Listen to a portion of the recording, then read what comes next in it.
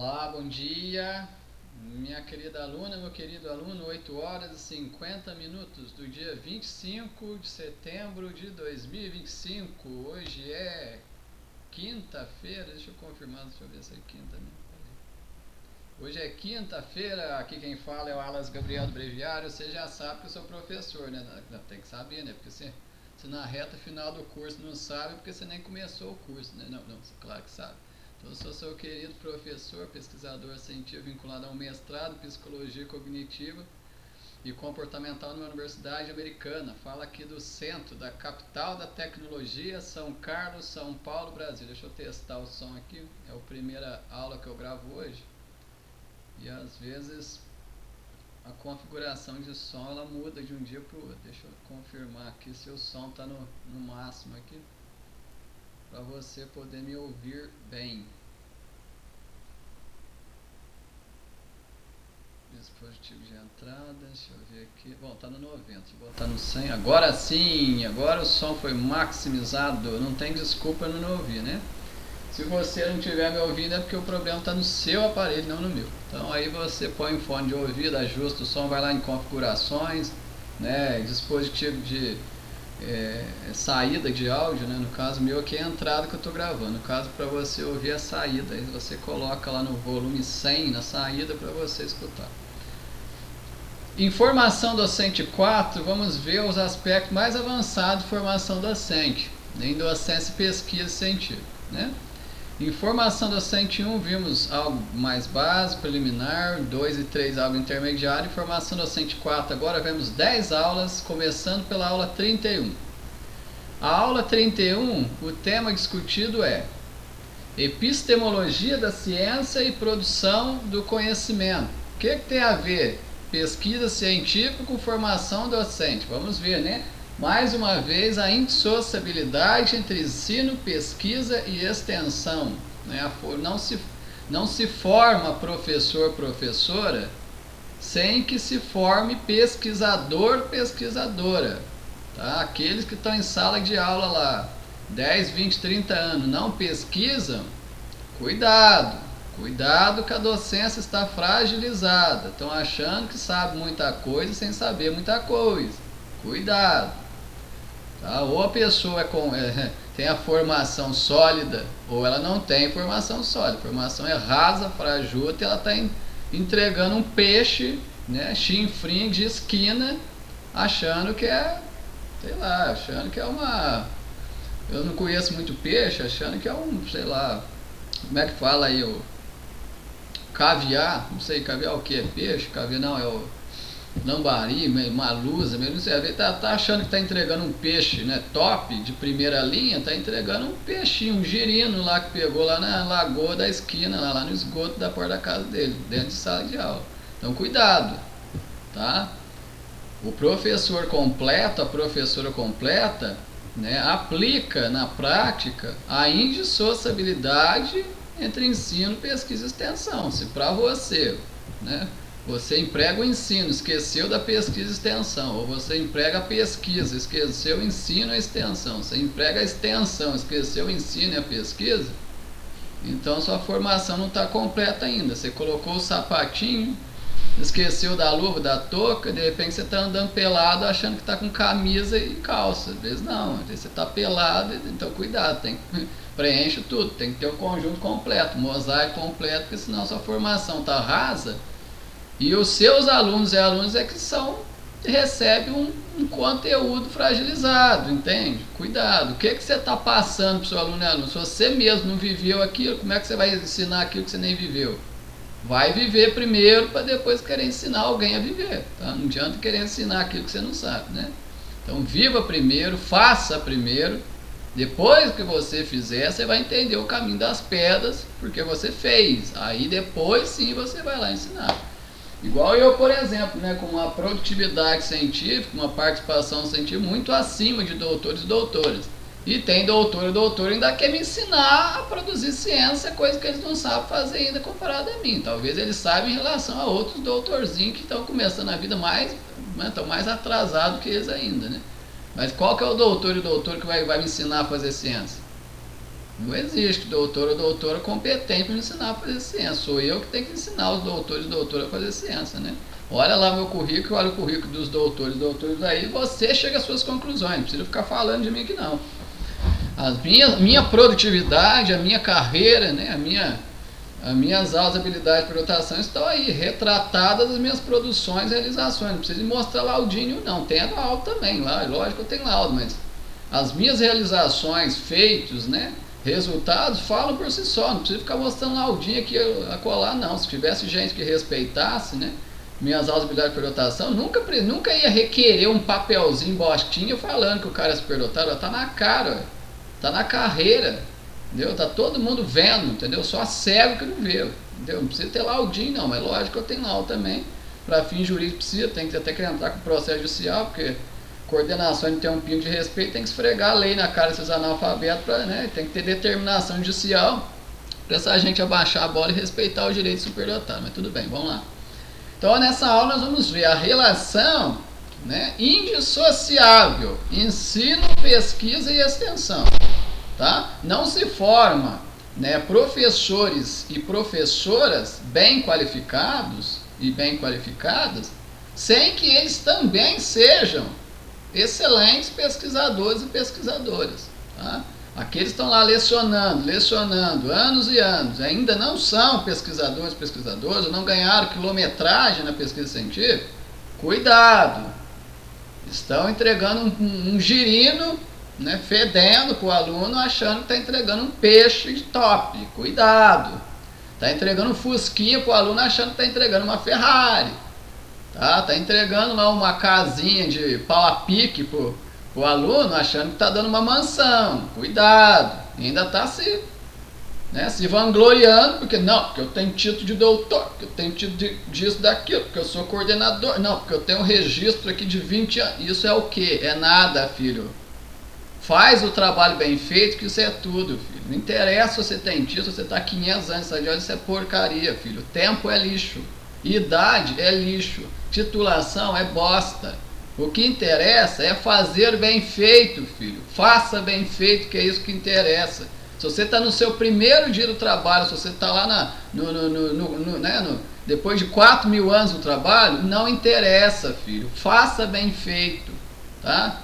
Mais vale um mês fazendo bem feito que 4.000 anos fazendo merda em sala de aula achando que é muita coisa. Não interessa quanto tempo você tem, interessa é fazer bem feito. Você segue as diretrizes éticas, você respeita a legislação federal, estadual, municipal e educacional, você fica pregando normas da sua instituição que você nem entende, não foi nem você que fez, e você só está reproduzindo, você está sendo um pau mandado, porque lá dentro alguém mandou você falar, você está falando, você não sabe nem quem que criou as normas estão de acordo com a legislação, se aquilo é correto ou não, se aquilo beneficia o aluno, ou a aluna ou não, se é a melhor forma de resolver ou não, se essas normas são inclusivas ou não, se o aluno ou a aluna está sendo bem satisfeito, atendido ou não. Você não está preocupado com isso, você está preocupado em quê? Mandaram falar, mandaram fazer, você está fazendo o que mandaram falar e fazer, seu salário está caindo na conta. É isso que você está preocupado? Porque 99% dos profissionais do mundo inteiro, nessa área educacional, não estão preocupados com isso.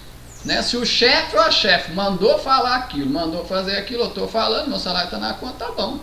É isso que as pessoas estão preocupadas. Elas não estão preocupadas se aquilo está correto, se não está, se está justo, se não está, se os processos organizacionais são eficientes, eficazes, efetivos ou não. Ninguém está preocupado com isso. Se está precisando de ajuste ou não. Se o cliente, né, seja ele aluno, ou seja em qualquer outra esfera, se ele está sendo adequadamente atendida, se as suas necessidades estão sendo satisfeitas no nível correto, dentro do prazo correto, ninguém está preocupado com isso. Entendeu? Se a norma falou 7 dias, o aluno enviou a solicitação, passou um mês, ele está reclamando, ninguém está preocupado se está ocorrendo injustiça, se está tendo procrastinação, se está tendo atraso, ninguém está preocupado com isso. Ou se 7 dias não é o tempo adequado para atender a demanda de um determinado educanda, talvez está em casa excepcional, tem uma urgência a mais, ninguém está preocupado se ele vai ter atraso ou não, se ele vai ter algum dano em consequência disso. A pessoa está preocupada em reproduzir aquilo que alguém mandou falar. Não, se mandaram eu falar que a norma está falando isso, que se dane o aluno, a aluna. Se ele vai ter dano ou não, que se foda, o meu salário está na minha conta. E daí que se o dano é dele, não é meu. Então os profissionais estão preocupados com isso. Eles estão preocupados em falar o que mandaram falar, entendeu? Fazer o que mandaram fazer.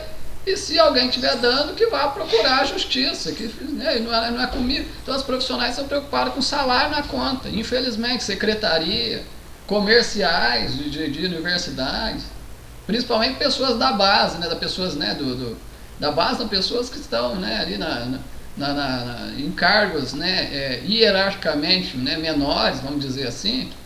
Eles não estão preocupados em normas. E aqueles que estão em cargos estratégicos, normalmente, dificilmente aluno e aluna acessa.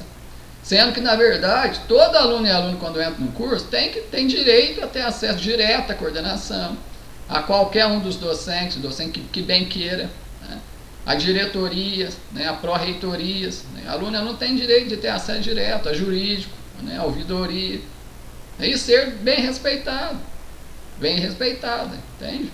Então nós vamos ver isso nessa aula, em epistemologia da ciência e produção de conhecimento. Na aula 32 nós vamos ver metodologia de pesquisa qualitativa. Tá? Então, assim, esse componente curricular Formação Docente 4, ele vai falar muito da pesquisa científica e do quanto a formação docente ela está atrelada de forma indissociável à formação na condução, produção, publicação científica. Tá? Não se forma excelente docente sem se formar excelentes pesquisadores e pesquisadoras. Não tem como. Tá? Se você está lá gastando décadas lá lecionando, achando que é excelente docente, né? Mas ainda não sabe produzir, né, ciência, né, em quantidade, qualidade, profundidade, originalidade, rigor metodológico, você ainda não se tornou um excelente docente, uma excelente docente. Tá? Não existe excelente docente que não seja excelente pesquisador, pesquisadora. Sinto muito se você pensa diferente, você não amadureceu o suficiente ainda para compreender algo muito óbvio. Tá? Se você quer se tornar excelente professor, professora, você tem que se tornar excelente pesquisador, pesquisadora também. Tá? É um conjunto completo. Ou então você vai entregar algo de péssima qualidade achando que está entregando muita coisa para o aluno e aluno e não está. Tá? E a formação é contínua. Vai parar para você ver. Né? Para de estudar, para de pesquisar, fica lá só, né, tudo aquilo que você aprendeu há 10, 20 anos atrás, já está obsoleto, legislação mudou, você não se atualizou, fica lá reproduzindo aquilo lá que, né, que era ensinado há 10, 20, 30 anos atrás, você está atrasando a vida do seu aluno, filho. Tá? Você tem doutorado? Vai fazer outro doutorado então. Tem mestrado? Vai fazer outro. Tem especialização? Vai fazer outro.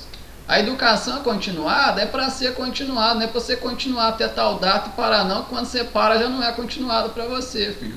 Continuado quer dizer que não tem fim, filho. Tá? Você vai ter fim um dia, né? Um dia que ou você deixar a profissão, ou que você morrer, ou que você não quiser mais ser professor, professora, que não fizer mais sentido para você, aí tudo bem, aí não, se você quiser parar, você para depois. Tá? Mas enquanto você estiver, né, focado na docência, a pesquisa tem que estar atrelada junto, não pode parar, e a formação tem que ser continuada. A formação continuada se faz por meio de outros cursos, por meio de pesquisa científica, atividades acadêmicas científicas que sejam relevantes para a sua carreira em docência e pesquisa. Tá? Então vamos lá, na aula 33 vamos ver metodologia da pesquisa quantitativa, na aula 34, métodos mistos de pesquisa em educação, em quaisquer outras áreas, mas também em educação. Aula 35, pesquisa, ação e pesquisa participante. Aula 36, ética em pesquisa com os seres humanos. Aula 37, gestão e análise de dados educacionais. Aula 38, redação científica, normas da ABNT e internacionais. Aula 39, publicação científica e indexação em periódicos. Aula 40, tendências de pesquisa em educação no Brasil e no mundo. Tá? Eu vou entregar alguns ouros aqui, né? Normalmente pessoas profissionais no geral, quando aprendem ouro, eles entregam a prata ou o bronze. É assim, a pessoa quando descobre o bronze, ela entrega o stênio para você. Quando ela descobre a prata, ela entrega o cobre para você. Quando ela descobre o ouro, no máximo ela entrega a prata para você. E para ela te entregar ouro, só que ela encontrar um diamante que valha, sei lá, 10, 20, 30 vezes mais do que o ouro. Aí ela vai ficar com o que é mais precioso para ela e entrega sempre mais atrasado. Os seres humanos são horríveis, né? São egoístas demais, adoram atrasar a vida dos outros. Eu não sou assim. Tem ouro que eu aprendo no minuto anterior, que no minuto atual eu já estou passando. Eu sou assim, eu acabo, tem informação ali que é porreta mesmo, que adianta a vida de todo mundo, que eu acabo de pegar, eu já jogo lá na minha comunidade científica para todo mundo. E olha que tem gente lá que assim, nunca me ajudou em nada. Tem pessoa, pode ter pessoas lá que talvez, né, esteja até falando mal de mim, eu nem estou sabendo, nem estou preocupado com isso, que, né, o que vem debaixo do matinho. Enfim, eu tô assim, eu acabo de descobrir algo maravilhoso, eu passo para frente, para pessoas que eu acredito que mereçam, né, receber informação. Mas os seres humanos em geral não são assim não. Os seres humanos, quando entrega, quando dá uma camisa nova para você, pode ter certeza que eles arrancaram um guarda-roupa cheio de roupa de você por detrás. Quando eles te dão R$1 pela frente, eles já te deram um calote aí de 10 mil por detrás que você nem percebeu. Quando alguém traz uma amiga para ficar com você, porque já transou com a sua esposa, com a sua prima, com a sua filha, com a sua sogra, já transou com a sua família inteira, aí como a consciência ficou pesada, a pessoa falou, não, deixa eu enviar uma amiga gostosa para ele ali, porque, né, eu já atrasei a vida dele tanto, já comi as pererecas da família dele inteira ali, então deixa eu trazer uma amiguinha ali, pelo menos para ele matar à vontade, sem ele ficar sabendo que o estrago que eu já fiz na vida dele. Então é assim, os seres humanos, infelizmente, são assim, os seres humanos não valem nada. Quando alguém estende a mão pela frente, porque já acabou com a sua raça por detrás sem você saber, você nem entendeu? Então, cuidado com esses amigos e amigas que existem nesse mundo, porque nesse mundo a hipocrisia toma conta de todo mundo. Tá? Eu sou honesto, graças a Deus. Eu nunca que eu vou falar na sua frente algo que eu fale diferente por trás. Não, eu falo na sua frente o que eu falo de você por detrás. Eu faço para você na frente o que eu faço para você por detrás. Você pode pesquisar, pode investigar. Minha vida é um livro aberto, minha vida é um Big Brother, pode ficar tranquilo, tá? Pode ficar tranquilo, minha aluna, eu nunca que vou falar e fazer na sua frente algo que eu fale e faça diferente por detrás, porque eu sou honesto, eu sou transparente, diferente da vasta maioria das pessoas em qualquer lugar. As pessoas são hipócritas. O que elas estão falando pela frente, elas estão fazendo totalmente diferente por detrás. Cuidado com aquele, com aquela que chega na sua frente. Ah, eu sou virgenzinho. Ah, eu sou seu amigo, eu quero te ajudar. Você é maravilhosa. Nossa, mas que carreira maravilhosa. Você merece algo. Cuidado com esse discurso maiado, esse discurso fingido. Cuidado. O capeta é maravilhoso. Ele fala isso de uma forma maestral. Pode ter certeza. Satanás e seus demônios adoram chegar na sua frente e falar que você é maravilhosa, você é linda, você é gostosa, você é competente. Nossa, mas que currículo fenomenal. Se eu tivesse uma profissional nessa na minha empresa, meu Deus, eu ia bombar, não ia faltar cliente, ia lucrar à vontade. É tudo que eu preciso na minha vida, é ter um profissional acadêmico, uma pessoa como você na minha vida. Então assim, Satanás adora falar isso na sua frente, tá, filho? Porque por detrás já arregaçou com sua vida inteira, já te atrasou 10, 20, 30 anos, você nem está sabendo. Então essa é a diferença entre pessoas do bem e pessoas do mal. Pessoas do bem, você investir o que está falando e fazendo por detrás, é exatamente aquilo que está falando e fazendo na frente. Pessoas de Satanás,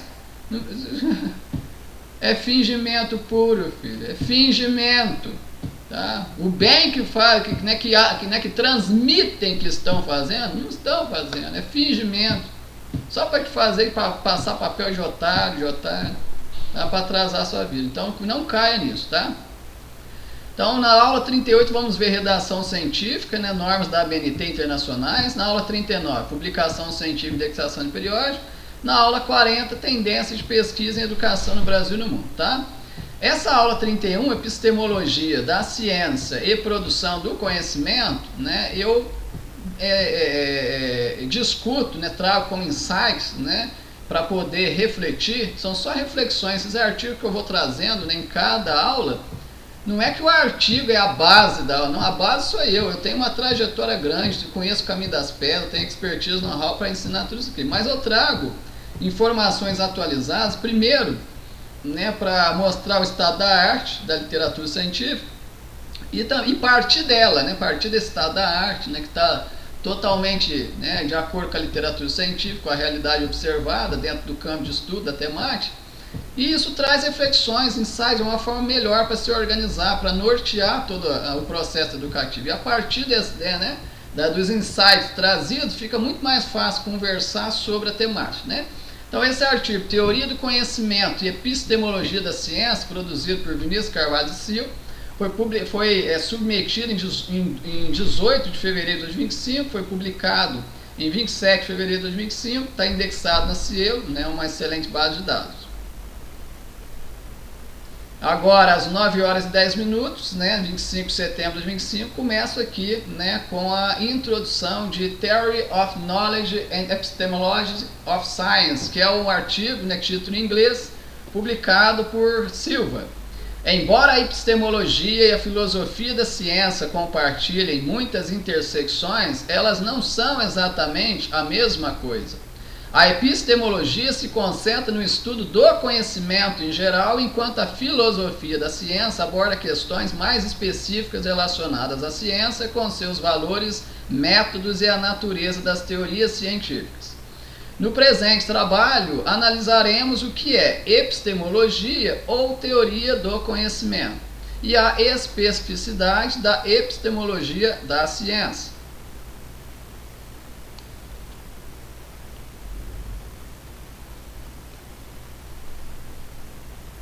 Esse Silva, ele é professor da Faculdade de Ciências Humanas e do Programa de Pós-Graduação em Ensino de Ciência do Instituto de Física da Universidade Federal do Mato Grosso do Sul e coordena o grupo de pesquisas Psicose, estudos em História e Filosofia da Física e da Cosmologia. Deixa eu só pegar aqui a introdução. Ele não colocou a introdução. A diferença entre filosofia da ciência e epistemologia da ciência? Essa é uma questão que à primeira vista parece de fácil resolução se respondida a partir da filosofia, e é precisamente de onde a responderei. Ele colocou em primeira pessoa do singular, falando na sua própria voz, né, o Silva, né? A filosofia da ciência contém a epistemologia da ciência, assim como a matemática contém a aritmética ou a física contém a relatividade geral. Poderíamos dizer assim, que B é uma área de A, assim como a física de partículas é uma área da física e assim por diante. Aí tem aqui o conjunto E, tem um conjunto FC e tem um conjunto EC que representa a intersecção entre E e FC, né? Aqui é a figura 1, a epistemologia da ciência como área comum entre filosofia da ciência e epistemologia, né? Então assim, o E aqui ele representa epistemologia. O FC ele representa filosofia da ciência. Então ele está dizendo que a epistemologia da ciência é a intersecção entre a epistemologia e a filosofia da ciência. É isso que ele está tentando representar por meio dessa figura 1. Essa é uma resposta de manual, facilmente compreendida e possivelmente defendida por todos aquelas que estudaram a fundo os objetos da investigação filosófica e a história da filosofia. Epistemologia, ao lado de disciplinas como ontologia, ética e lógica, é uma das mais tradicionais e antigas áreas da filosofia. Com isso, já responderemos outra questão. Filosofia da ciência e epistemologia são a mesma coisa? A rigor, não, embora muitos usem os termos como sinônimo. Em sentido estrito, são duas áreas que compartilham uma grande extensão, mas nem todas as questões epistemológicas dizem respeito ao conhecimento científico. E nem todas as questões que dizem respeito à ciência são questões sobre o conhecimento. A filosofia da ciência, por exemplo, aborda problemas referentes aos valores da pesquisa científica e sobre o valor da ciência. Questões, portanto, de teoria do valor ou de axiologia e não propriamente de epistemologia. Da mesma forma, a filosofia da ciência lida com problemas relativos à natureza das entidades, das entidades postuladas pelas teorias científicas. São questões de ontologia e não de epistemologia. O uso de epistemologia como sinônimo de filosofia da ciência pode até ser observado. Vemo-lo aqui e acolá. A rigor, em sentido estrito, é inapropriado. Recapitulando, a epistemologia da ciência é uma sub-área comum, uma área de interface ou intersecção entre epistemologia e filosofia da ciência. A nossa história da filosofia da ciência acompanha John Lewis em Introdução Histórica à Filosofia da Ciência. O recorte de Lewis faz e engloba de Aristóteles a Popper. Isso significa que a filosofia da ciência, na compreensão do autor, uma das mais tradicionais áreas da filosofia, tendo origem entre os gregos. Nosso acordo é parcial na medida em que, tal como a pensamos, concebemos que a filosofia da ciência começa ainda antes, com o psikos, do grego físicos, naturalistas, filósofos da natureza. Quanto à institucionalização de uma disciplina chamada de filosofia da ciência, como objetivo de analisar, justificar e legitimar a ciência moderna, a filosofia da ciência teve início tardio do século XIX. Descontinuistas poderão discordar de nossa abordagem, dirão que não podemos falar em filosofia da ciência entre os antigos, pois nem mesmo havia algo com o nome de ciência antes do século XVII. Lembremos que os termos scientia naturalis e scientia experimentalis já eram utilizados pelos filósofos medievais muitos séculos antes de Galileu. Ora, muita tinta já foi gasta nesse debate.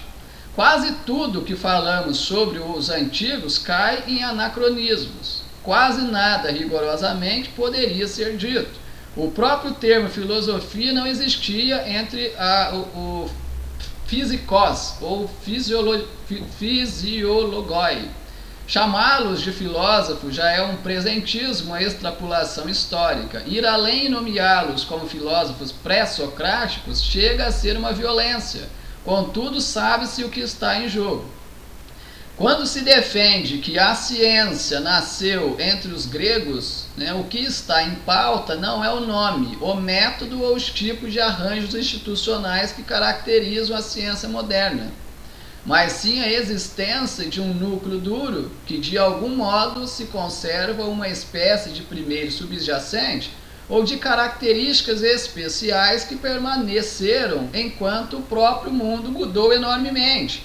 Alguma atitude geral que, a despeito de todas as rupturas históricas pelas quais a investigação natural passou nos últimos 2.500 anos, é como o fio de um colar em que a cosmologia e a filosofia da natureza dos gregos, a filosofia natural dos europeus e a ciência dos modernos são diferentes pontos. E que fio é esse que nos liga aos gregos? Conforme Einstein em A Evolução da Física. Em toda a história da ciência, desde a filosofia grega até a física moderna, verificaram-se tentativas constantes de reduzir a aparente complexidade dos fenômenos naturais a algumas ideias e relações fundamentais simples. Esse é o princípio subjacente a toda a filosofia natural. A busca racional pela unidade da natureza é, na visão de Einstein, o princípio subjacente, o fio que perpassa toda a história da ciência, da filosofia grega à física moderna. Não é o método ou uso da matemática e nem mesmo a experimentação que caracterizam o que é ciência, mas a busca pela unidade da natureza, isto é, a tentativa de explicar a diversidade e complexidade dos fenômenos naturais aparentes por meio de causas únicas, simples e inteligíveis. Acrescentamos que a radicalidade inaugural, a novidade própria dos gregos, na busca pela unidade da natureza, está ligada ao conceito. A própria unidade da natureza, physis, assim como a ordem do universo, cosmos, são criações conceituais. Pelo conceito, os gregos criaram e ordenaram o cosmos, reduzindo a complexidade do mundo aparente à ideia de causa única e simples, de princípio fundamental e organizador, Arqué. Schrödinger, em A Natureza e os Gregos, vai na mesma direção, mas acrescenta outras características especiais da ciência. O que é que aconteceu de tão extraordinário naquela época, na história das ideias, que faz com que designemos este acontecimento como o nascimento da ciência e com que falemos que Tales de Mileto, como o primeiro cientista, Burnet? A ideia grandiosa de que estes homens tiveram foi que o mundo à sua volta era algo que podia ser compreendido.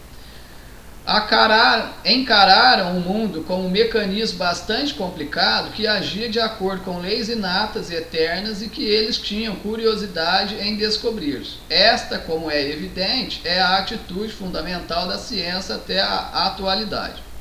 Schrödinger, 1996, lista os 3 passos decisivos no estabelecimento da origem da ciência, ou melhor dizendo, na criação da ciência pelos gregos. Primeiro, pressuposto da compreensibilidade ou cognoscibilidade do mundo, página 58. Busca pela unidade da natureza, página 59. Elaboração de teorias e sua respectiva aplicação a fatos concretos, página 61. A origem da ciência como investigação filosófica da natureza na Grécia Antiga é, em nossa compreensão, a origem da filosofia da ciência.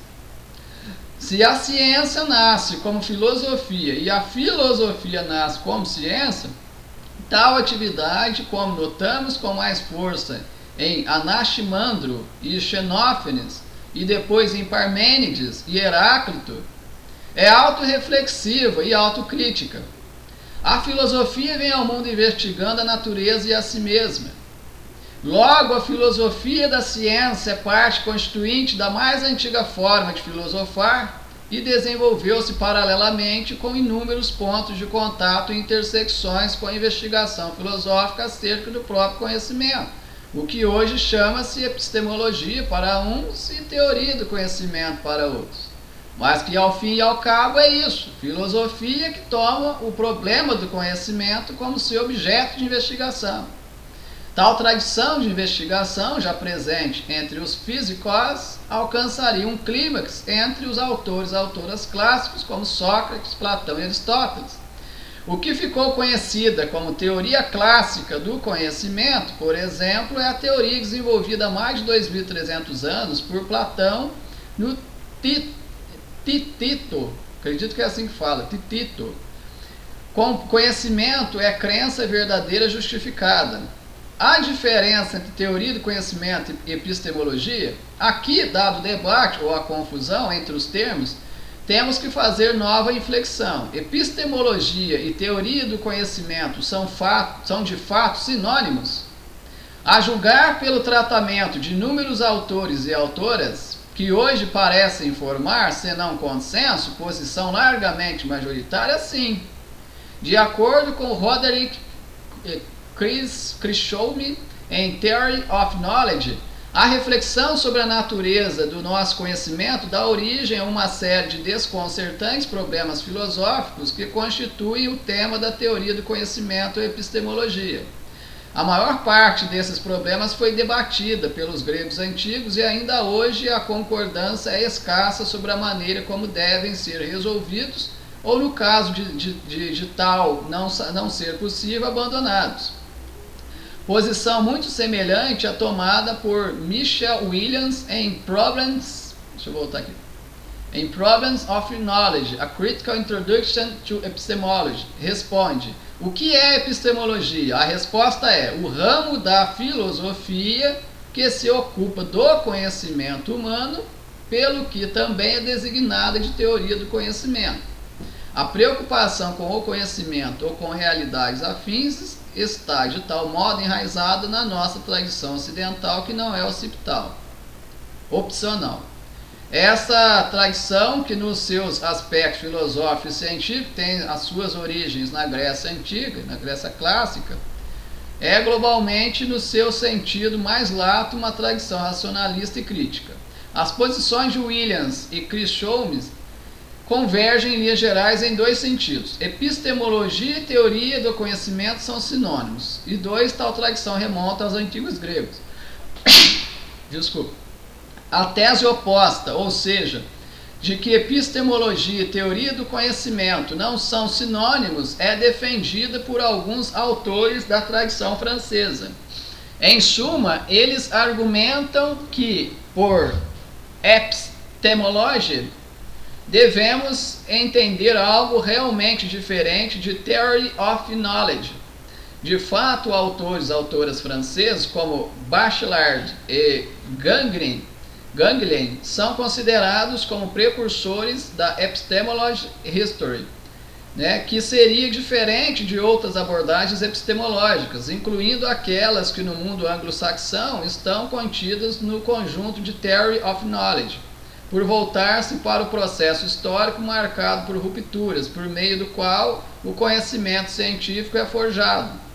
Neste sentido, não temos por que não reconhecer que a epistemology history e sua forte ligação com a história da ciência pertence à tradição filosófica de busca por compreensão do conhecimento e sob quais condições ele é produzido. Sendo assim, a existência e as especificidades da epistemology history não criam uma nova área da investigação filosófica. Em termos teóricos e epistêmicos, ela não é uma outra coisa distinta e independente da epistemologia. Além disso, é uma nova abordagem epistemológica. A epistemology history, portanto, não se difere da epistemologia em si, mas sim, mais apenas de outras correntes ou escolas de epistemologia. Ou seja, está dizendo que a história da ciência ela acaba se confundindo com a própria epistemologia em si.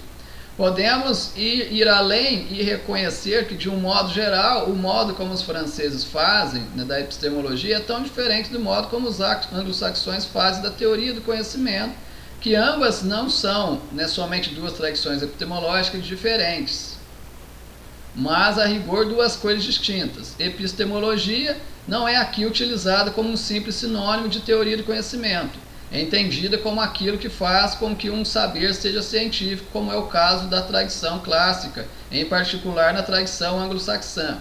Seguindo antes a utilização desse conceito de epistemologia, tal como ele é desenvolvido na tradição francesa, nós entendemos por epistemologia a reflexão que trata, por um lado, das condições históricas sob as quais e os meios com os quais as coisas são transformadas em objeto de saber, e, por outro lado, sobre as maneiras pelas quais o processo de produção científica e de conhecimentos é iniciado e desenvolvido. Se epistemologia e teoria do conhecimento, tal como nas definições de Heiberger, não são sinônimos, o que isso significa? Que são duas coisas diferentes? Mas que tipo de coisas? Duas áreas independentes da filosofia? Tal como são a estética e a lógica, a ontologia e a ética? Ora, é fácil percebermos que estamos diante de um falso problema quando perguntamos a Heiberger a que áreas da filosofia, epistemologia e a teoria do conhecimento pertencem. Epistemologia, tal como feita pelos franceses, e teoria do conhecimento, tal como feita pelos demais, se ocupam de tal objeto? De qual objeto? O conhecimento. E qual área da filosofia tem no conhecimento por excelência o seu objeto de investigação e reflexão?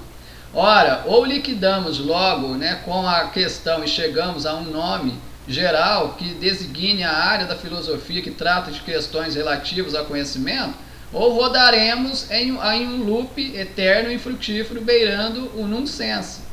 Isso não significa ignorar a especificidade de cada escola ou tendência epistemológica.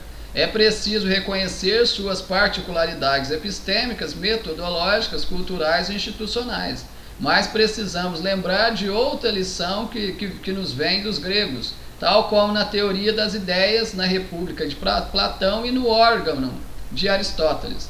Dado um conjunto de entidades particulares, devemos separar aquelas características singulares próprias de um ou alguns objetos, daquelas regularidades universais que se conservam e podem ser observadas em todos os casos. Isso nos ajuda a compreender e valorizar as diferenças sem perder a clareza quanto ao núcleo duro comum.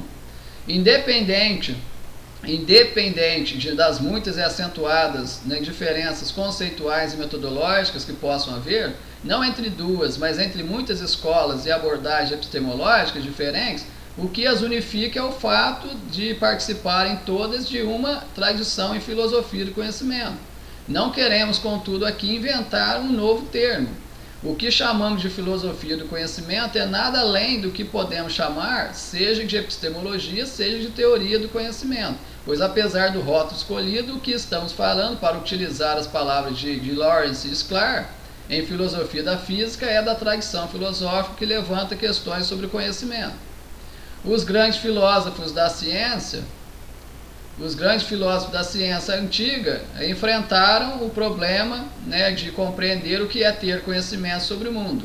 Perguntaram quais são os fundamentos e os limites da nossa capacidade para conhecer o que realmente acontece no mundo que nos rodeia. Em Critical Science Realism, o filósofo da ciência finlandês Ilkka Niiniluoto reforça o coro a que pertence Sklar, pontuando que a epistemologia é uma tradição filosófica cujas raízes estão firmes no solo dos clássicos gregos. Desde Platão e Aristóteles, a principal tradição da epistemologia tem sido o infalibilismo, a visão do conhecimento genuíno, episteme grega, como crença verdadeira justificada que se distingue do erro pela sua verdade e, na mera opinião doxa grega, pela sua certeza e incorrigibilidade. Vimos que Shishome, né, e Williams também nos levam aos antigos, e é isso que importa. Estes franceses e anglo-saxões, ficamos com os gregos. É preciso ter a coragem de cavar o mais fundo que pudermos em busca das raízes para reencontrarmos assim o problema original. Depois dos gregos, a filosofia enfrentou o problema do conhecimento por meio de inúmeros pensadores, como Descartes, Hume, Locke, Kant e muitos outros. A despeito de quaisquer diferenças estilísticas e metodológicas no modo de filosofar de pensadores e pensadores de culturas distintas, o problema filosófico original acerca do conhecimento, de suas possibilidades e limitações, não perde nem a sua originalidade nem a sua radicalidade. Como vimos, as primeiras reflexões epistemológicas não são antigas quanto a própria filosofia, ainda que não houvesse o termo epistemologia, tanto quanto não havia, nem ao menos, o próprio termo filosofia. O fato é que os psicós da antiguidade grega, conhecidos pela alcunha anacrônica de pré-socráticos, desejavam saber e não apenas crer. O problema do conhecimento e do conhecimento natural estava posto. A obra de Parmênides sobre a natureza, por volta de 5 séculos a.C., já buscava demarcar a diferença entre doxa, opinião, e episteme, conhecimento. Xenófanes, que teria sido mestre de Parmênides, também se dedicara a filosofar sobre as possibilidades e os limites do conhecimento. Posteriormente, o problema do conhecimento tornou-se central na filosofia clássica, sendo abordado em inúmeros diálogos platônicos, como Mênon, a República e o Tito, da qual encontramos, né, de modo aporético os esboços daquilo que na tradição em teoria do conhecimento ficaria conhecido como teoria tripartite do conhecimento. Conhecimento é crença verdadeira justificada, ou como encontramos no Mênon, é um tipo de opinião verdadeira em acordo com a realidade, acompanhada de cálculo ou demonstração. Há mais de 2000 anos, a epistemologia é a área da investigação filosófica que trata do problema do conhecimento. O que é o conhecimento? Como é possível conhecer? O que é possível conhecer? Questão central para Kant. É possível promover uma demarcação clara entre conhecimento e não conhecimento, algo como a mera opinião? Como o conhecimento se forma? Qual é a física ou a biofísica do conhecimento? Como se dá o processo de formação da matéria-prima de todo saber? Qual é a natureza de tal matéria? Questões centrais do debate entre racionalistas como Descartes, Leibniz e Spinoza, e empiristas como Locke, Berkeley e Hume. Existe um fundamento sólido para a edificação do conhecimento, isto é, um enunciado acerca do qual não seja possível duvidar? Questão central para Descartes. Por qual caminho, meio, método devemos seguir em filosofia natural para alcançarmos conhecimentos verdadeiros sobre o mundo? Questão central para Galileu, Bacon, Descartes, Newton, Boole e toda a tradição da ciência moderna. Até aqui defendemos e manteremos essa posição que podemos tomar epistemologia e teoria do conhecimento como sinônimos, desde que, reconhecendo a diferença entre distintas escolas epistemológicas, saibamos enaltecer aquilo que as unifica, o fato de constituir investigação filosófica de questões sobre conhecimento. B. Que a origem de tal tradição remonta aos gregos. E C. Que a epistemologia da ciência é uma sub-área comum, da filosofia da ciência e a epistemologia. É preciso ser generoso com os nossos interlocutores, dando voz àqueles que divergem de nós. Sendo assim, destaquemos 2 filósofos cujas concepções destoam da nossa. Falamos de Quine em epistemologia naturalizada e Lebrun em a ideia de epistemologia. Para o filósofo norte-americano, a epistemologia ou algo a elas se assemelha, algo que a elas se assemelha, encontra seu lugar como um capítulo da psicologia. Para Quine, a nova epistemologia não estuda o conhecimento, mas o sujeito do conhecimento, um sujeito humano físico. A antiga epistemologia aspirava a conter em si, num certo sentido, a ciência natural. Ela a construiria, de algum modo, a partir do sensu data. No seu no quadro, inversamente, a epistemologia está contida na ciência natural como um capítulo da psicologia. A antiga epistemologia a que Quine se refere, que buscaria construir a ciência natural a partir dos dados dos sentidos, parece aludir ao neopositivismo. Mas a leitura do texto nos mostra que, para Quine, a epistemologia é bem mais antiga, a ponto de abarcar o estudo de Hume, século XVIII, em epistemologia do conhecimento natural. Contudo, nada nesse texto parece endossar a posição de que havia algo como epistemologia na antiguidade. Sendo assim, para dizer o mínimo, a posição de Quine parece ser contrária aos tópicos B e C de nossa lista. O mesmo ocorre com Lebrun, quando defende que a epistemologia como saber emancipado só pode nascer porque conta com o positivismo. A ideia de Lebrun é que somente com o positivismo se colocou de modo direto e rigoroso o problema da natureza e do papel da matemática nas ciências particulares. Determinar desse modo a ideia da epistemologia não é uma forma enviesada de declarar só a epistemologia positivista. Se assim o quiseram, por que não? Não somos solteironas púdicas e não temos medo de palavrões. A concepção de Lebrun é incompatível com os nossos itens B e C, e na medida em que confunde epistemologia em sentido geral quanto área da filosofia, com a epistemologia kantiana, em sentido particular enquanto doutrina epistemológica específica desenvolvida por um determinado autor, se revela contrária também ao nosso item A. Negamos tanto a posição de Quine quanto a posição de Lebrun. O programa reducionista quiniano nos parece apoiado em uma superestimação dos avanços da psicologia cognitiva e das neurociências do século XX. Certamente a epistemologia deve dialogar com tais áreas e se beneficiar de seus avanços, mas isso não significa que todas as questões epistemológicas, como por exemplo aquelas em filosofia da mecânica quântica, venham a ser resolvidas pela psicologia. A posição de Lebrun nos parece tão problemática quanto, pois se baseia na crença, a essa altura, no mínimo, extravagante, na originalidade e na vitalidade do positivismo. Quando examinamos meticulosamente a história das ciências, não encontramos motivos para considerar que as ciências naturais tenham frutificado no solo adubado pela filosofia positivista. Quando o positivismo kantiano tornou-se popular no século XVIII, a chamada ciência moderna já não estava na primeira infância. A matematização da filosofia natural e a síntese entre teoria matemática e experimentação, que a bem da verdade já fora proposta no século XIII por Roger Bacon, foi um traço da metafísica neoplatônica de Galileu e do Principia de Newton.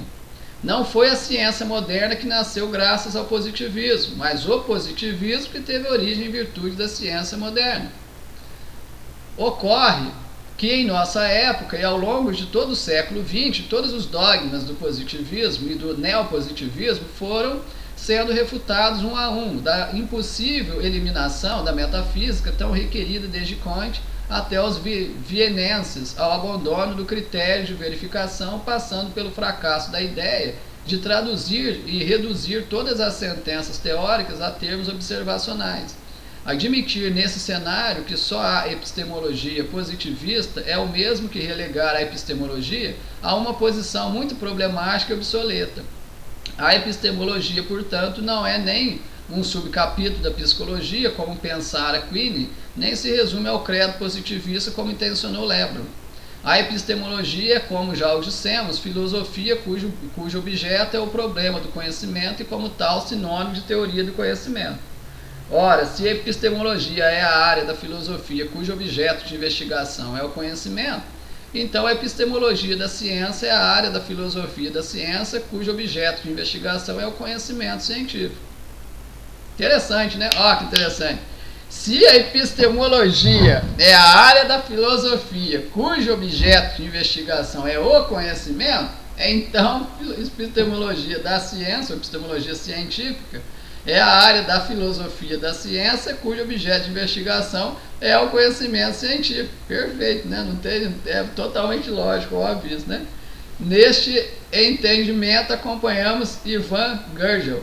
A epistemologia é o estudo sobre o conhecimento e a epistemologia das ciências é, consequentemente, o estudo das características do conhecimento científico. Ou, de maneira mais geral, a discussão da questão o que é ciência. Está certinho, está correto, perfeito. Quanto à segunda parte da definição de epistemologia que nos oferece Gergel, nosso entendimento é que a epistemologia não pode responder à questão o que é ciência, embora seja parte necessária e significativa da resposta. Outras áreas da filosofia são chamadas a dar sua contribuição, como a metafísica e, mais especificamente, a ontologia, a lógica, a axiologia. Além disso, inúmeros autoras, como Popper, no prefácio de 1959, a primeira edição em língua inglesa da lógica, Kant, na estrutura, né, Laudan, né, em história do método científico, e Feyerabend, né, encontro do método, defenderam que a filosofia da ciência deve recorrer à história da ciência. Caso contrário, a filosofia da ciência falará da ciência sempre sob espécie aeternitatis, como se a ciência não fosse o que todas as atividades humanas no final das contas são, um processo histórico. Enfim, alguém que conclua que a epistemologia da ciência é a sub-área da epistemologia, que trata especificamente, né, do conhecimento científico, estará certamente muito bem fundamentado e seria necessária uma má vontade injustificável para tentar refutá-lo. No entanto, lembremos que o Wittgenstein, em sua gramática filosófica, o uso de uma palavra na linguagem é o seu significado. Devemos estar atentos para possíveis outros usos do termo epistemologia, alguns usos, aliás, sobretudo nos últimos anos, talvez nas últimas décadas, passaram a se tornar cada vez mais frequentes fora dos espaços esotéricos da filosofia. Deste modo, é preciso reconhecer que o termo epistemologia, quando o menos problemático seria o termo episteme, passou a ser tomado como sinônimo de saber, conjunto de saberes, conhecimento ou conjunto de conhecimentos, etc. É nesse sentido que se fala em epistemologias alternativas, tradicionais, locais, ancestrais, decoloniais, etc. Em sentido filosófico original, estrito sensu, só faz sentido falar da epistemologia de S, seja essa um teórico, um conjunto de autores reunidos em uma escola ou doutrina, o nome de uma instituição, denominação local, etc., se S possui uma teoria candidata a explicar o que é conhecimento, como se forma e como se pode ser demarcado. Sem tal teoria, o conjunto de saberes de S pode até ser considerado como sua episteme, mas não como sua epistemologia. O saber fazer dos Yanomamis, a sabedoria ancestral dos Akue xerentes, podem ser chamados de epistemes, se quisermos mesmo fazer o uso desse termo grego e não de um termo nativo, que seria mais respeitoso com a cultura local, né? Mas não de epistemologias. Na história e na sociologia, na educação de modo geral e no ensino de ciências de modo particular, no estudo de ciências e áreas afins, hoje fala-se em epistemologia e epistemologia da ciência com frequência. Na maior parte dos casos, penso que os filósofos não conhecem a fundo e não compreendem muito bem tais usos. Assim, um filósofo com pouco trânsito em tais áreas talvez não venha a compreender como pode haver, se de fato há, algo como a epistemologia da ciência como um campo autônomo de pesquisa independente da filosofia, seja da filosofia da ciência ou da epistemologia. Talvez os epistemólogos tradicionais, isto é, os filósofos que trabalham com epistemologia, tenham algo a aprender com os investigadores e investigadoras destes outros campos que fazem diferentes usos do termo epistemologia. Igualmente, penso que também seria muito enriquecedor que tais pesquisadores e pesquisadoras das mais diferentes áreas buscassem aprender um pouco sobre epistemologia como área de investigação filosófica, pois essa é a fonte e a substância do termo.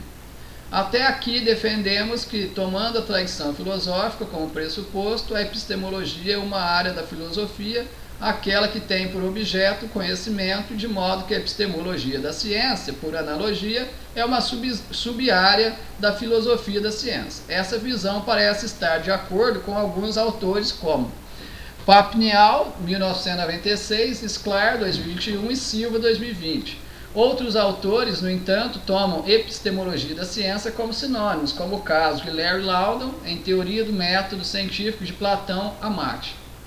É uma pergunta, né? Será o caso de Larry Loudon em Teoria do Método Científico de Platão a Mate? Vamos ver. Na verdade, a epistemologia, no seu melhor sentido, é como o Ewell mostrou, filosofia da ciência. É de se esperar, portanto, que as categorias narrativas empregadas nas duas disciplinas sejam praticamente coextensivas. Tanto do ponto de vista histórico quanto etimológico, a epistemologia ou a teoria do conhecimento denotava a investigação dos problemas conceituais e dos fundamentos da ciência.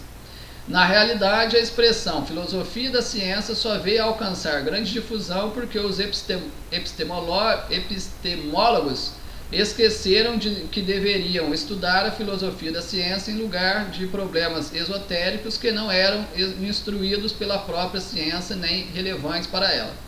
Idealmente, portanto, as histórias da filosofia da ciência e da epistemologia deveriam coincidir em grande medida.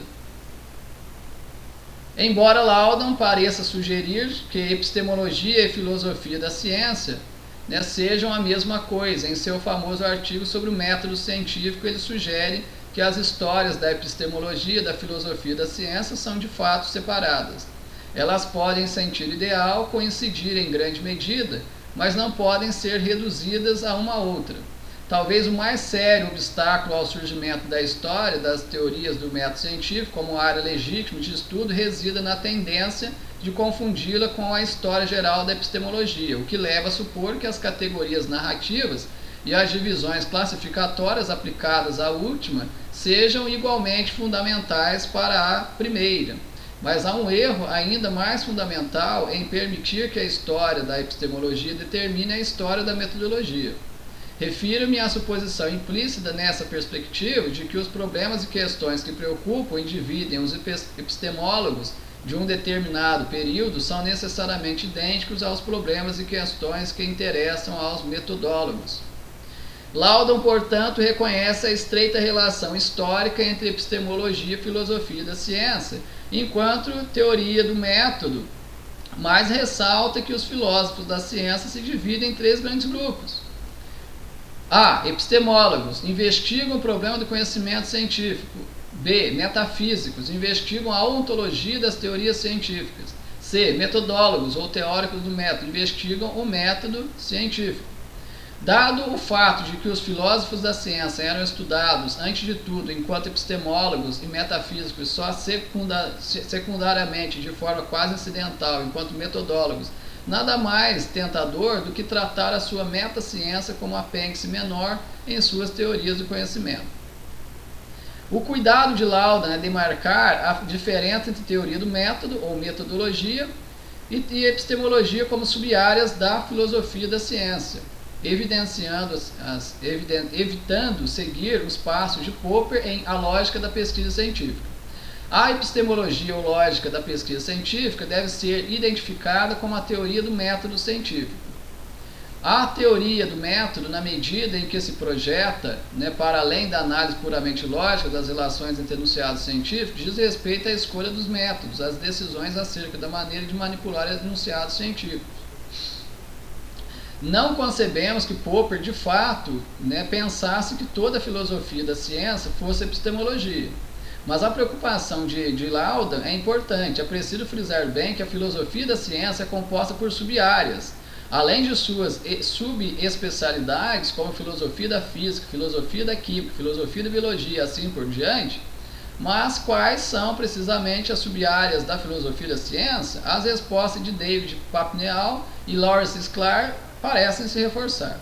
Conforme Papineau, a filosofia da ciência pode ser proveitosamente dividida em duas amplas áreas. A epistemologia da ciência lida com a justificação da alegação de que temos conhecimento científico. A metafísica da ciência investiga aspectos filosoficamente intrigantes, né, do mundo descritos pela ciência. Com efeito, a epistemologia da ciência pergunta se as teorias científicas são verdadeiras, ao passo que a metafísica da ciência, né, considera aquilo que diremos, né, sobre o mundo se forem verdadeiras. Entre a filosofia da física, Lawrence Sklar defende uma concepção semelhante quando, ao tratar dos problemas filosóficos tradicionais do espaço e do tempo, os divide em A. Questões sobre o conhecimento, questões de epistemologia da ciência, B. Questões sobre a natureza da realidade, questões da metafísica da ciência. Pensamos que as questões 1. Metafísica, 2. Epistemológica e 3. Da teoria do método ou metodologias sejam de fato tradicionais em filosofia da ciência, mas não concordo que sejam as únicas. É possível fazer física sem filosofar? Buscamos expressar a posição de modo claro e plural. Defendemos que, além de epistemologia da ciência e metafísica da ciência, também constituem campo da investigação da filosofia da ciência, lógica da ciência, axiologia da ciência ou ética da ciência, estética da ciência. Na ocasião, e ainda agora, penso que todo filósofo da ciência que busque pensar a complexidade da produção do conhecimento científico, né, deverá trabalhar em diversas frentes, enfrentar questões metafísicas, epistemológicas, lógicas, hermenêuticas, axiológicas e estéticas. A guisa de conclusão. No presente trabalho, exploramos a identidade entre epistemologia e teoria do conhecimento e a distinção entre filosofia da ciência e epistemologia da ciência. Primeiramente, foi destacado que, embora os termos sejam frequentemente considerados sinônimos, existem diferenças significativas entre eles. Em seguida, foi explicado que a filosofia da ciência é uma área mais ampla que abrange diversas questões relacionadas à ciência, como valores e a natureza das teorias científicas. Por outro lado, a epistemologia da ciência foi apresentada como uma sub-área que se concentra especificamente nas questões sobre conhecimento científico, incluindo a justificação e validade das teorias.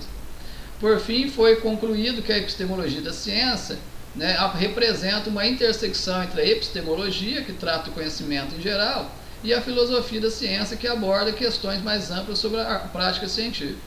Essa análise permite uma compreensão mais clara das nuances entre essas duas áreas do conhecimento. Para uma compreensão geral do termo epistemologia, portanto, é imprescindível manter em mente, né, que se trata de uma área da investigação, logia, do grego logos, discurso nacional, né, que tem o conhecimento, do grego episteme, como objeto de pesquisa. Epistemologia, portanto, não é sinônimo de um corpo de conhecimento, ou de sabedoria, ou forma de saber, ou de saber fazer, mas uma área de investigação científica e de natureza filosófica que toma o próprio conhecimento como problema investigando sua natureza, seu fundamento, limite, contexto e modo de produção.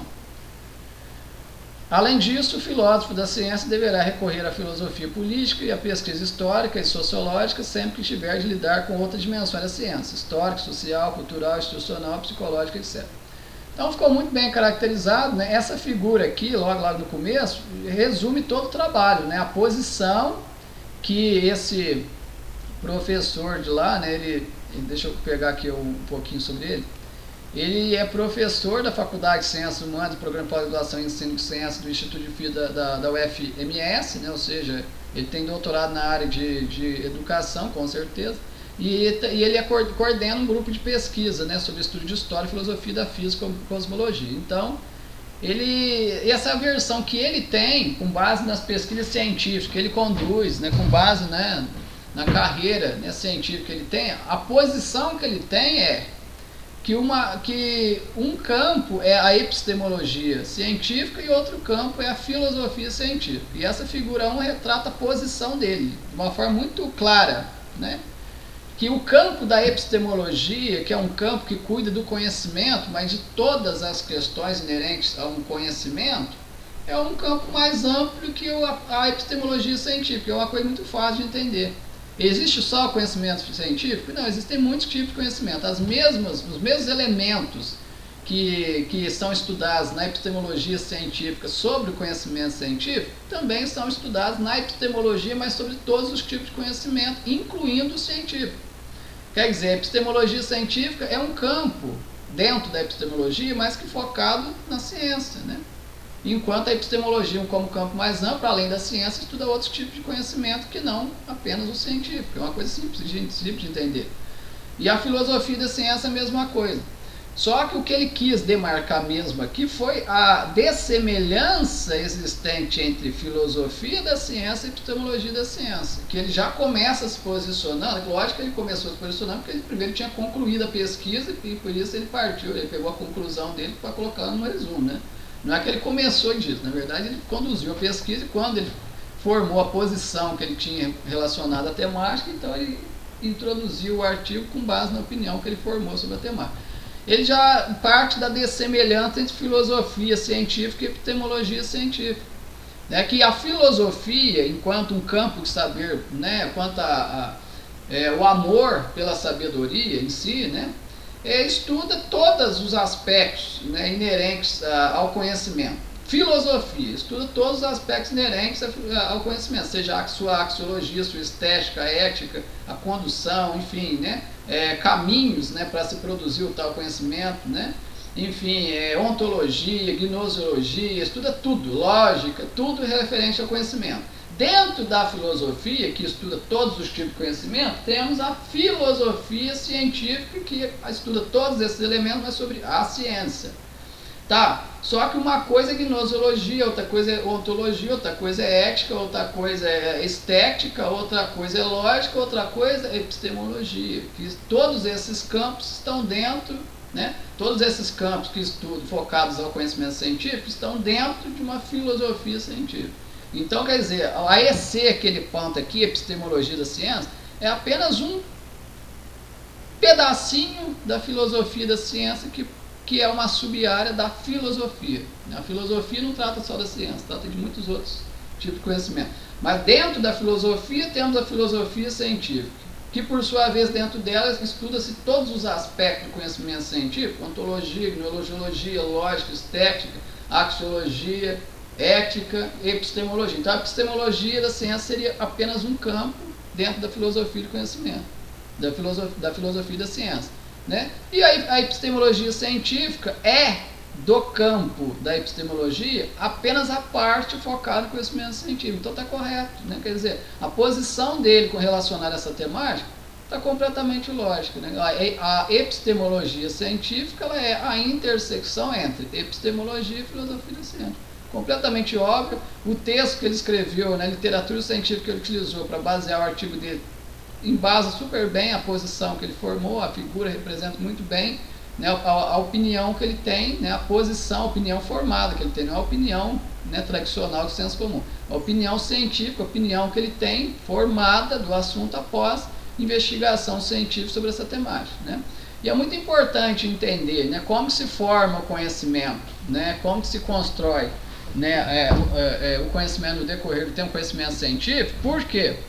Porque sem esse entendimento não dá para se saber como que a ciência é produzida, como que ela sai de estágios pré-paradigmáticos para estágios normais, passando por revoluções, enfim, evoluindo, sendo validado. Como é que se valida uma hipótese científica? Como é que se valida uma lei científica? Como é que se valida uma técnica que ainda não é científica para que ela se torne científica? Como é que se valida uma teoria para que ela se torne científica? Como é que se aumenta os níveis de cientificidade ao longo dessa validação? Que é interessante isso, porque existem estágios, né, de cientificidade.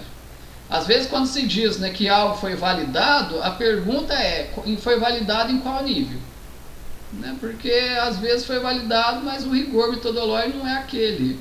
Às vezes dá para aumentar o nível de cientificidade. E mesmo quando se considera de uma forma unânime pela comunidade científica que algo foi validado, que é científico, será que esse status de cientificidade é absoluto?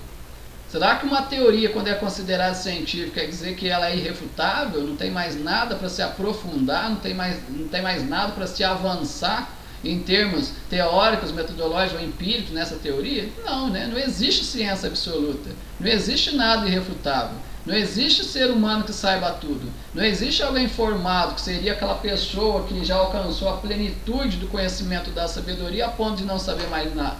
Nada é irrefutável, nada é inquestionável, nada é absoluto na vida, a não ser aquele que criou tudo, né? Aquele que criou tudo, aquele que está lá na corte celestial, ele é absoluto, né? Ele não precisa saber mais nada, né? Ele não tem data de nascimento, não tem data de falecimento, nunca vai ter. Então é outros 500. Mas aqui na Terra tudo é finito, tudo é imperfeito, inacabado, né? Tudo é subjetivo, não é subjetivo, né? Tudo é, vamos dizer assim, né? Não se completou, vamos dizer assim. Tudo tem margens para ulteriores aprofundamentos, refinamentos, né, adaptações, enfim, avanços, né? Então, quando se fala de conhecimento, nós estamos falando disso, né? O conhecimento científico, por mais confiável, fidedigno que seja em relação a outros conhecimentos, né, por mais fidedigno que seja, ele sempre vai ter margem para ulteriores aprofundamentos, sempre vai ter. O que não significa que seria perda de tempo produzir ciência, não é isso. A ciência foi feita para a gente evoluir, avançar, aprimorar, inovar, né? Retratar de uma forma cada vez mais holística, mais abrangente, mais profunda, mais original, né? Foi feito para trazer revoluções, transformações. Todas as transformações trazidas durante a indústria 1.0, primeira revolução industrial, vieram de onde? Da ciência. As transformações ocorridas na indústria 2.0, que, né, a segunda revolução industrial, vieram de onde? Da ciência. E na indústria 3.0, na terceira revolução industrial, as principais transformações sociais, tecnológicas e econômicas vieram da onde? Da ciência. E nessa indústria 4.0 que estamos vivendo, que é a revolução, da quarta revolução industrial, de onde vêm, né, as principais transformações tecnológicas, né, médicas, econômicas? Vem da ciência. E nas demais revoluções que podem surgir, né, indústria 5.0, 6.0, 7.0, de onde virão as principais transformações? De novo, da ciência. Quanto mais a ciência estiver evoluindo, mais a medicina é evoluída, mais a tecnologia é evoluída, né, mais inovação, mais empreendimento, mais a educação, economia, política, tudo se interliga, tudo se transforma, tudo se integra, né, graças à ciência. Então você que é professor, está em sala de aula, você é professor, está em sala de aula, ainda não compreendeu, né, a necessidade, né, dos avanços científicos, né, a aplicabilidade, a utilidade, a necessidade, né, da condução, né, da publicação, né, da disseminação científica na formação docente, aprenda isso agora, né? Começa a aprender que você, né, por melhor que você acha que é professor ou professora, mas ainda não tem prática científica, ainda não tem, né, quilometragem nessa área científica, mergulhe agora, começa a mergulhar agora no universo científico, aprenda que enquanto mais você aprofundar no universo científico, melhor qualificada, né, você estará na sua atuação docente. Melhor qualificada estará a sua formação enquanto professor ou professora. Você acompanha todas as atualizações, né, na sua área, né, em outras áreas, né, do Brasil e no mundo em tempo real. Você consegue passar, né, você consegue vender um peixe que realmente é de excelente qualidade para o seu aluno e aluna, né? Você vai entregar uma mansão que de fato é mansão e não uma casinha de pau a pique, né, de João de Barro achando que é uma mansão. Você vai entregar uma Ferrari, que realmente é uma Ferrari para o seu aluno. Você não vai entregar um Fusquinha, né, com o pneu furado, caindo, né, aos pedaços na rua achando que é Ferrari. Você não vai entregar para o seu aluno, né, algo frajuto, né, achando que é algo top, de forma alguma. Você vai entregar para ele a nata, né, a elite do conhecimento. Você vai entregar para ele o ouro. Você não vai fazer igual pessoas egoístas, né, que quando entrega o cobre aliás, quando descobre o cobre, vai entregar para você o magnésio, né, o estênio. Quando descobre a prata, aí entrega o cobre para o aluno e aluna, né? Quando aprende o ouro, aí entrega no máximo a prata para o aluno e aluna. E só se descobrir lá um diamante, uma Carrara esculpida, que vale 1 milhão de vezes mais que o ouro, aí que vai entregar o ourinho lá para o aluno e aluno. Quer dizer, o aluno e aluno sempre está no escanteio, né?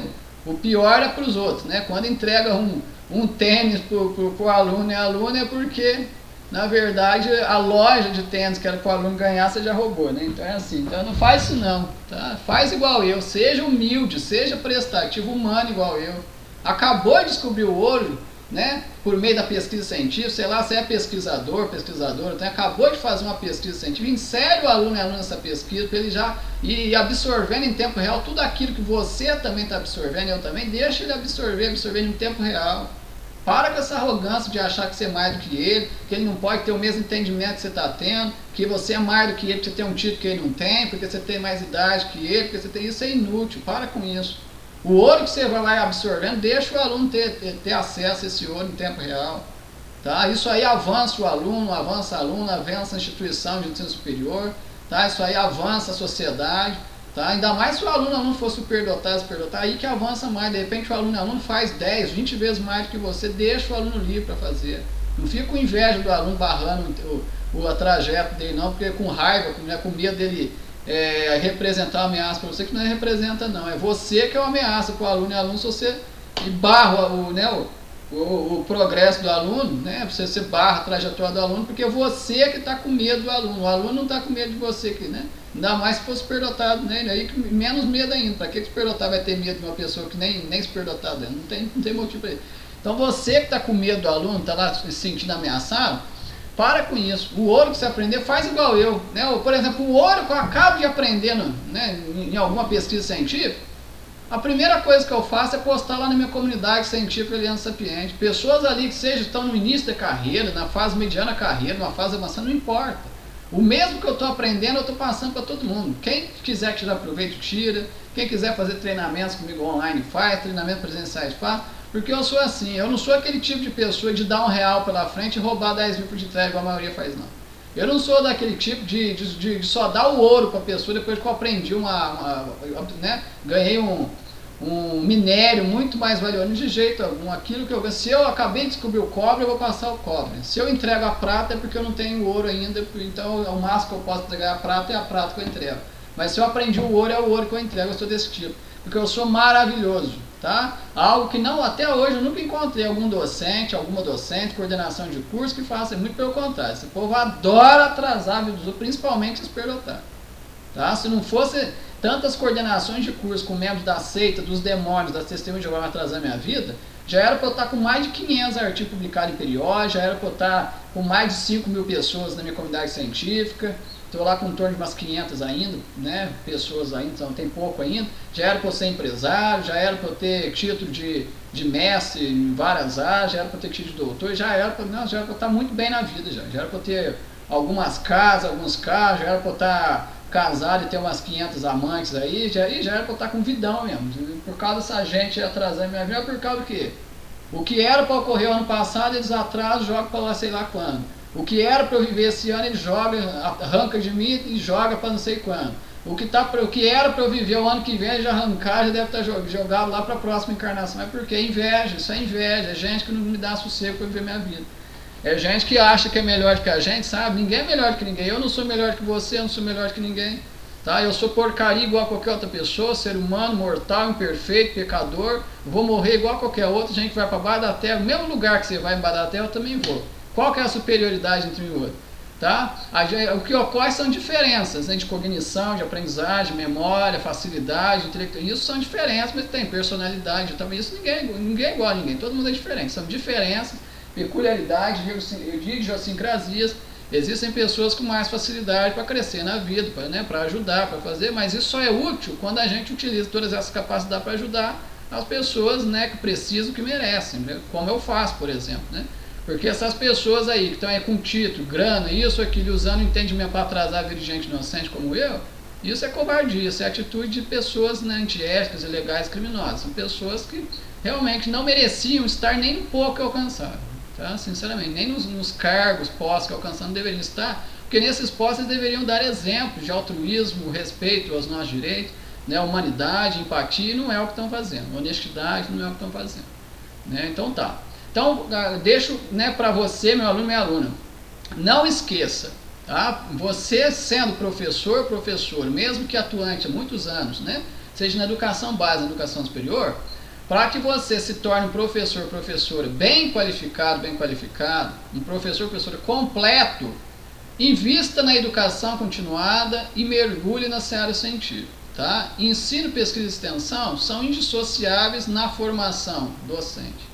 Tá? Se você está investindo só em ensino, achando que pesquisa e extensão não é útil, não é relevante, aí você precisa começar a pesquisar sobre ensino, pesquisa e extensão, sobre a indissociabilidade desses três pilares fundamentais da formação docente. Tá? Investigue mais.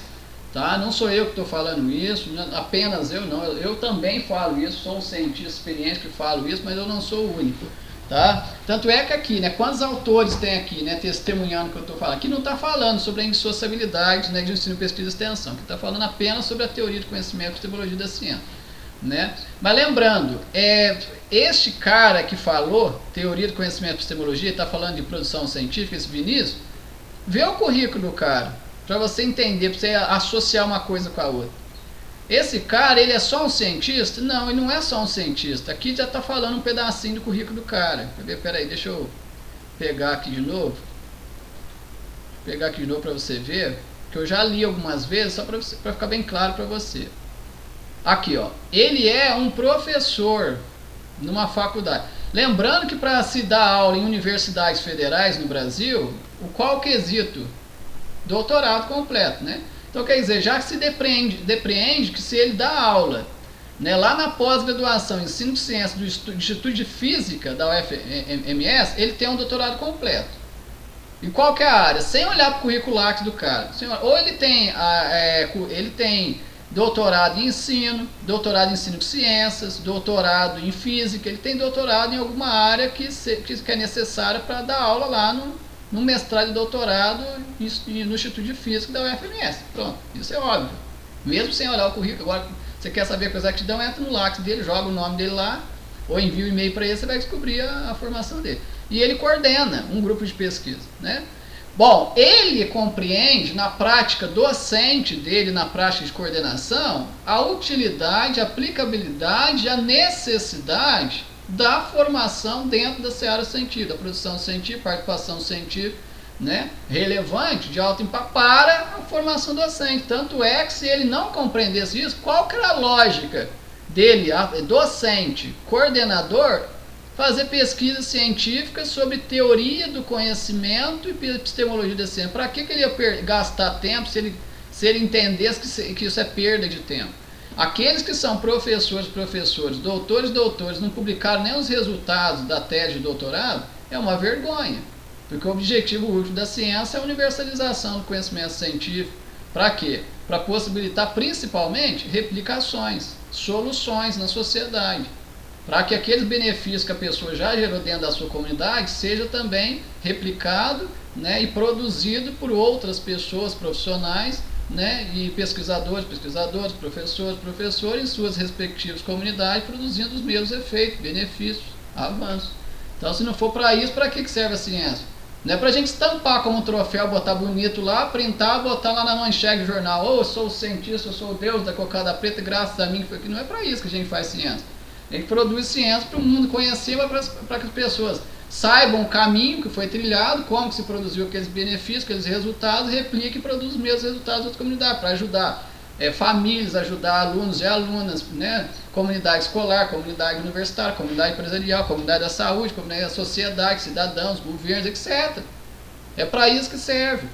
Né? E se esse professor coordenador não entendesse isso, não tinha nem por que ele ter feito esse artigo. Não, ele compreende. Tá? Então, quer dizer, eu estou falando para você aqui porque eu estou dando aula como professor para você, e com base em ciência produzida, seja que eu participei, seja outros que não. Né? Olha meu currículo Lattes, o quanto eu valorizo a ciência. As minhas atividades científicas deixam muito bem claro isso, o quanto eu valorizo, o quanto eu prezo pela indissociabilidade entre ensino, pesquisa e extensão. Né? Quantos projetos de extensão eu realizo no meu dia a dia? Né? Quantos projetos de pesquisa, quanta pesquisa eu realizo, né, na minha carreira? Né? Quanta atividade docente eu venho construindo na minha carreira? Porque eu compreendo, né, na teoria, metodologia e prática, essa indissociabilidade. Ele também já compreende, ele compreendeu, ele faz isso. Mas tem muitos professores, professores, doutores e doutores que ainda não compreenderam. Tá? No Brasil, o que a gente mais vê são aqueles focados em ensino, esquecendo pesquisa e extensão. Nos Estados Unidos, por exemplo, tem muita gente ainda, né, com doutorado completo focado em pesquisa e esquece o ensino. Esquece que está lá ensinando, né, seja numa sala de aula virtual ou presencial, é fundamental. Tem muita gente em institutos de pesquisa pesquisando e não quer ficar longe do ser humano. Que não gosta, quer ficar lá sozinho, dentro de laboratório, fazendo pesquisa, achando que isso já é suficiente para a formação da carreira, nem tão preocupado com a formação docente. Fazer o quê? Mas é a escolha de cada um. Né? Eu não escolhi trilhar esse trajeto. Meu trajeto é pela indissociabilidade do ensino, pesquisa e extensão, é isso que eu prego para você, meu aluno e minha aluna. Se você ainda não é professor ou professora, saiba disso. Né? Invista, né, numa carreira, né, que não separe ensino, pesquisa e extensão, né, que junte isso, né, de uma forma, né, integrada, holística, né, de uma forma articulada. E se você já é professor ou professora, não deixe faltar algum desses elementos. Você ainda não produziu ciência? Vem falar comigo, eu treino você, eu ajudo você. Eu tenho uma assessoria científica, né, para aquele aluno e aluna que é assinante do meu curso.